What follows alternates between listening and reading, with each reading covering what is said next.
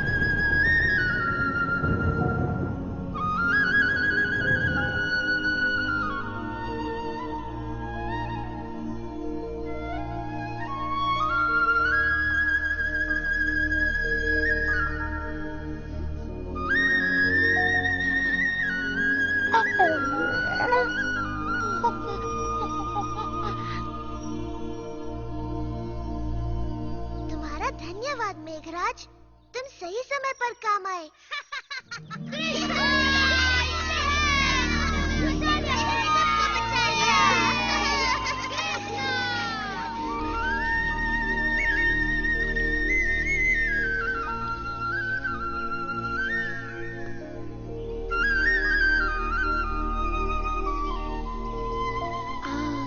तुम्हारी बांसुरी सुनकर मन ऐसे हल्का हो गया है कृष्णा कि मैं पंछी बनकर उड़ना चाहता हूँ।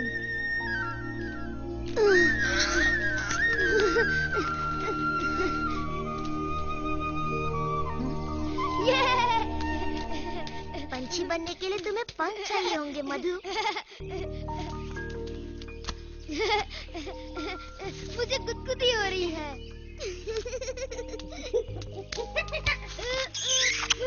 बस यही बाकी था। तुम तो बिल्कुल एक गोलू मोलू सा मोर लग रहे हो मधु। तो फड़फड़ाओ अपने पंख और उड़ जाओ नीले आकाश में, उड़ जाओ। मैं तुम्हारी बातों में आकर मूर्ख नहीं बनने वाला। ये स्वादिष्ट बर्फी खाकर भी नहीं। हाँ?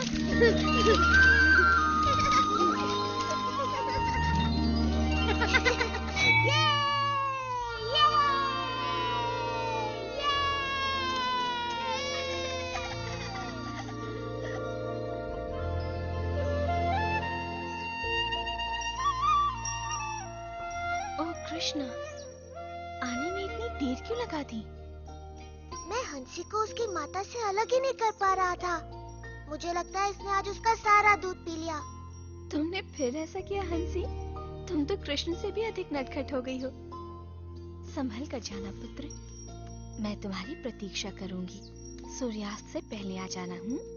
कृष्णा, ओह कृष्णा, मैं तुम्हारे लिए कुछ लाई हूँ मेरे लाल। ये देखो। तुमने ये मेरी पोटली में तो नहीं दिया ना, मैं ले लेता हूँ। नहीं नहीं, ये तुम्हारे लिए नहीं है मधु। मैंने ये विशेष गुलाबों की सुगंध वाली चाशनी में डूबे रसीले रसगुल्ले केवल कृष्ण के लिए बनाए हैं और ये उससे ही मिलेंगे। अब जाओ, तुम्हारा भोजन मैंने तुम्हारी पोटली में रख दिया है।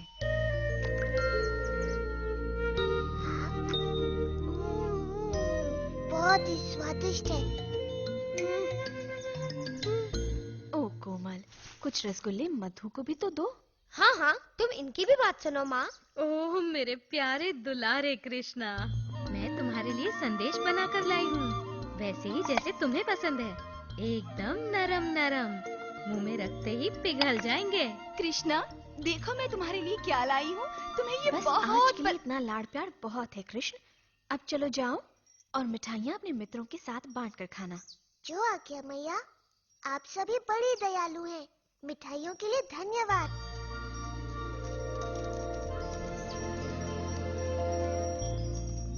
यशोदा, तुम्हारे कृष्ण में कुछ तो विशेष है। ऐसी मधुर बांसुरी बजाता है कि हमारे बच्चे तितलियों की तरह नाच उठते हैं। सुबह उसे देख लूं तो मेरा दिन बन जाता है। दिन भर उसकी मोहिनी सूरत मुझ पर छाई रहती है। पता नहीं ये कैसा चमत्कार है। चंपा सच कहती है। ओह यशोदा, हम कान्हा के विचारों में ऐसे खो जाते हैं कि हमें अपने बच्चों की ही सुध नहीं रहती। तुम बड़ी भाग्यशाली हो यशोदा। काश कि कृष्णा मेरा पुत्र होता। मेरा भी।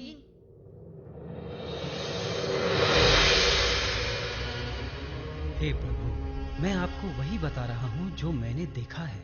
ये नन्हा बालक कृष्ण हो न हो भगवान विष्णु का ही अवतार है। भानु, तुम तो जानते ही हो कि मैं सृष्टि का निर्माता हूं और मैं अपने भगवान विष्णु को अच्छी तरह जानता हूं। उन्हें भला अपना वैकुंठ धाम छोड़कर वृंदावन के इन ग्वालों के बीच रहने की आवश्यकता क्यों होने लगी?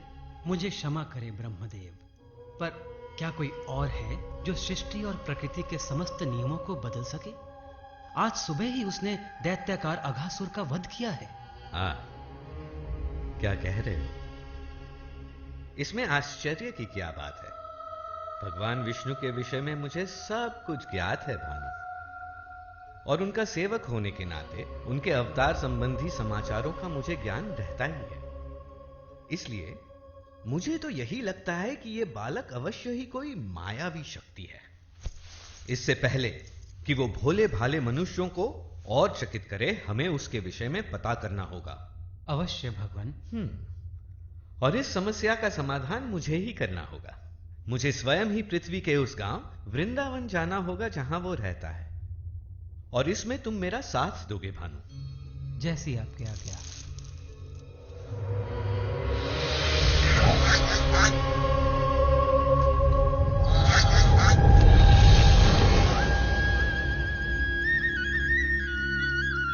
मेरे प्यारे मित्रों, तुम सब के साथ खेलकर मुझे बड़ा आनंद आता है।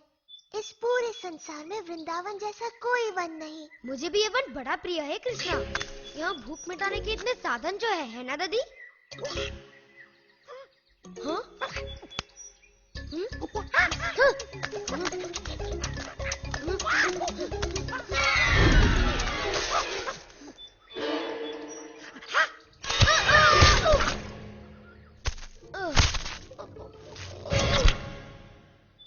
ये कहावत तो सुनी होगी कि लालच बुरी बला है।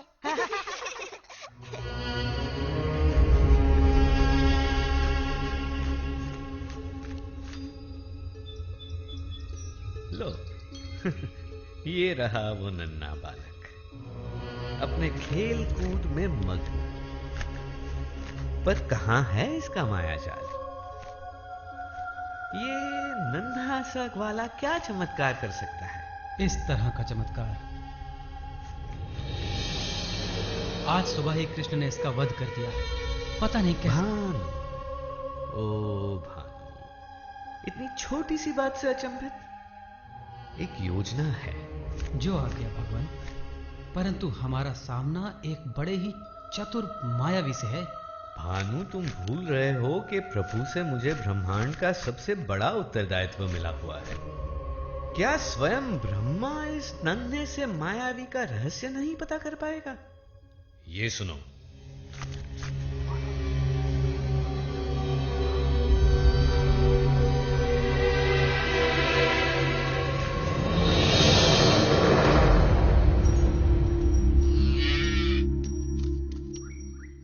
जी भर के खाओ हंसी, ताकि जब तुम बड़ी हो जाओगी एक सुंदर गाय बनोगी और फिर हमें ढेर सारा दूध दोगी। क्या समझी?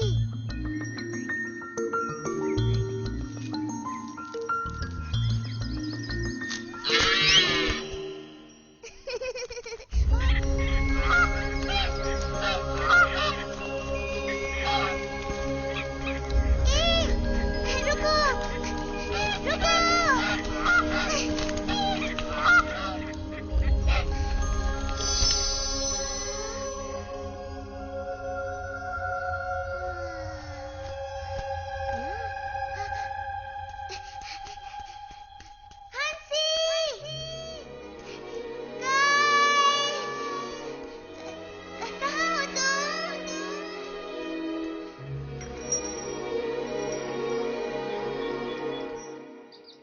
कृष्णा, आज मेरी पोटली में गरम गरम समोसे हैं, तुम भी खाकर देखो ना।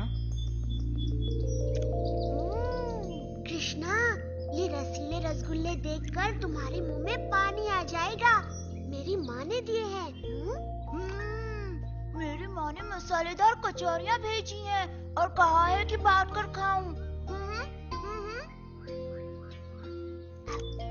ओह कृष्णा, मैं तुम्हारा प्रिय गुलाब संदेश लाया हूँ। लो लो ना। और मेरे प्रिय साथियों, मैं आज लाया हूँ स्वादिष्ट सुगंधित आम्रखंड। मैया ने तुम सबके लिए भी भेजा है। कृष्णा, कृष्णा, मेरे बछड़े कहीं नहीं मिल रहे। मैंने उन्हें सभी ओर ढूंढ लिया। ओ सुबाला, जरा सांस लो और बैठकर पहले भोजन करो। मैं देखता हूँ सुबाला, वो वन की ओर निकल गए होंगे। ये लो, थोड़ा आम्रखंड खाओ। तुम लोग विश्राम करो, मैं बछड़ों को लेकर आता हूँ।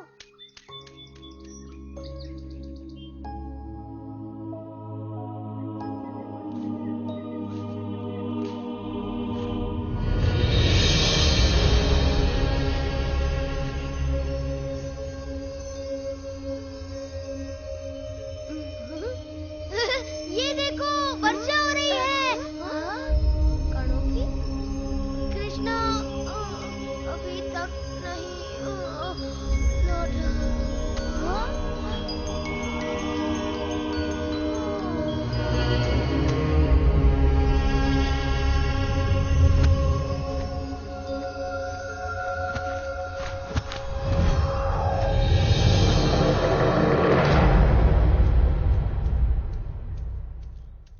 मुझे भी गाय कहीं नहीं मिल रही। मुझे तुम्हारी सहायता। हाँ? मधु, श्रीधाम, चारू, सुबाला, कहाँ छिप गए तुम सब?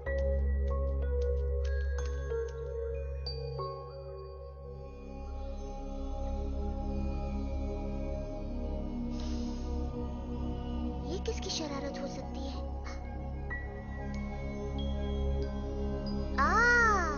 तो ये तुम हो ब्रह्मा। तो ये खेल तुम्हारा है। तुम्हारे कहने पर ही मैंने पृथ्वी पर अवतार लिया है और अब तुम स्वयं ही ये बात भूल गए।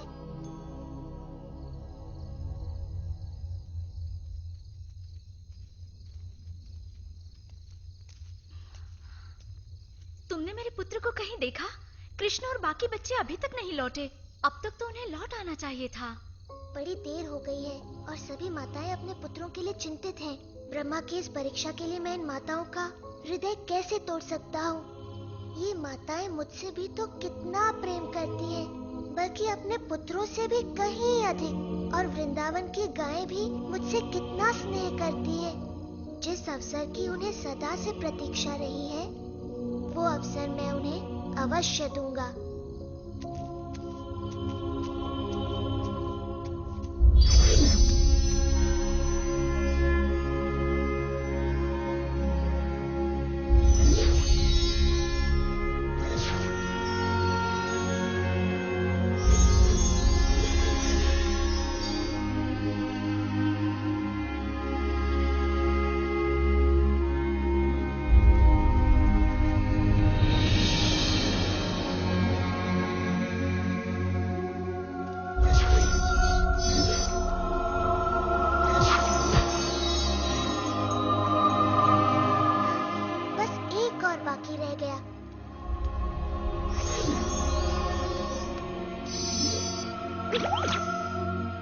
जल्दी, हमें अपने घर लौटना चाहिए। हमारी माताएं चिंतित होकर हमें ढूंढ रही है।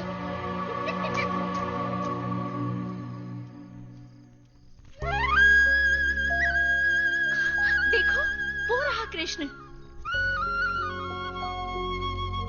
कितना मनमोहक और सुंदर लग रहा है।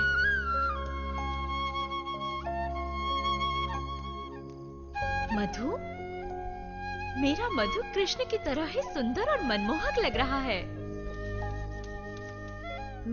मेरा पुत्र सुबाला भी। ओह यशोदा, आज कुछ तो विशेष बात है। हम सबके पुत्र बड़े ही सुंदर लग रहे हैं, बिल्कुल कृष्ण की तरह, है ना?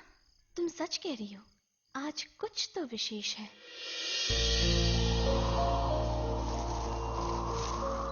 कृष्ण स्वयं ही अपने खोए मित्रों का रूप लिए अपनी बाल लीलाएं रचते रहे और दिन, महीने और मौसम बीतते गए। और जब ब्रह्मा द्वारा अपहृत बाल गोपाल खोए थे योग निद्रा में, कृष्ण अपने विभिन्न रूपों में उनके माता पिता को वात्सल्य का अलौकिक सुख प्रदान कर रहे थे। गायों को भी ऐसा ही सुख मिल रहा था। वृंदावन में चारों ओर एक अद्भुत सुख और संतुष्टि व्याप्त थी, क्योंकि कृष्ण किसी न किसी रूप में हर जगह विद्यमान थे। घर में बाल गोपाल रूप में और गौशाला में बछड़ों के रूप में।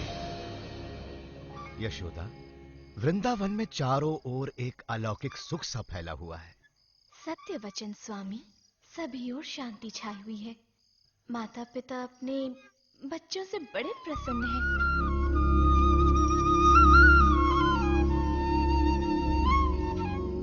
और एक विशेष बात, गायें तक अपने बछड़ों से इतना प्रेम कर रही हैं यशोदा कि ग्वाले उनको बछड़ों से दूर ही नहीं कर पाते। मैं तो ये देख बड़ी प्रसन्न हूं कि माताओं का अपने पुत्रों पर ऐसा वात्सल्य उमड़ रहा है जैसा कृष्ण पर मेरा वात्सल्य। मैं स्वयं भी चकित रह जाती हूँ कि ये कैसा चमत्कार है जिसमें मैं एकदम बंद सी गई हूँ। माया जाल, हाँ ऐसा कुछ है तो सही। समस्त वृंदावन जिसमें बंद सा गया है। माया जाल। कृष्णा, मुझे पता है ये तू है। हे भगवान, ऐसा क्या हो गया कि मुझे भान भी ना रहा। पृथ्वी पर आए मुझे 1 वर्ष बीत गया। वृंदावन चलकर पता किया जाए अपने मित्रों को खोकर ये कृष्ण कर क्या रहा है।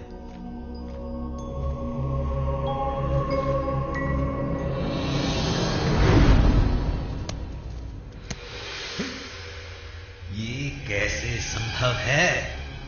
ये बाल गोपाल तो योग निद्रा में सोए थे और इनके बछड़ों को मैंने ब्रह्मलोक में छिपा दिया था। तो ये यहाँ कृष्ण के साथ कौन खेल रहा है?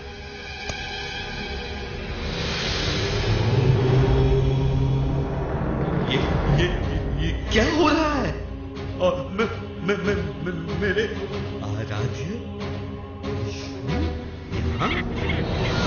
ब्रह्मा तो मैं हूं। ये सारे ब्रह्मा कहां से आए? ये क्या हो रहा है? ये हो क्या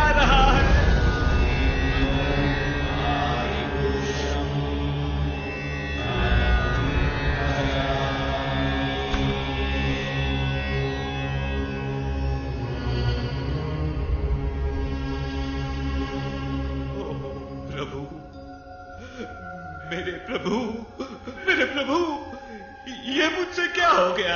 क्या अनर्थ किया मैंने? मुझे क्षमा कर दीजिए प्रभु। चतुर्मुखी ब्रह्मा, मैंने तुम्हारी प्रार्थना स्वीकार की और यहाँ अवतरित हुआ, किंतु तुम जैसा महाज्ञानी भी इस मायाजाल को समझ ही नहीं पाया और इस परम सत्य को भुला बैठा।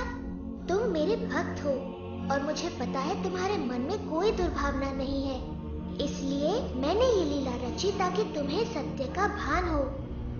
देखो, मैंने विभिन्न ब्रह्मांडों के ब्रह्माओं को यहाँ आमंत्रित किया ताकि तुम्हें अपने विषय में भी सत्य का ज्ञान हो जाए। इन सहस्त्र ब्रह्मांडों में तुम केवल एक के रचयिता हो। इससे बड़े ब्रह्मांडों में तुमसे कहीं अधिक शक्तिशाली ब्रह्मा भी हैं। वास्तव में सत्य तुम्हारी कल्पना से कहीं बड़ा और जटिल भी हो सकता है। मेरे प्रभु, आपके तेज के समक्ष तो मैं किसी जुगनू की तरह हूँ। आपका तेज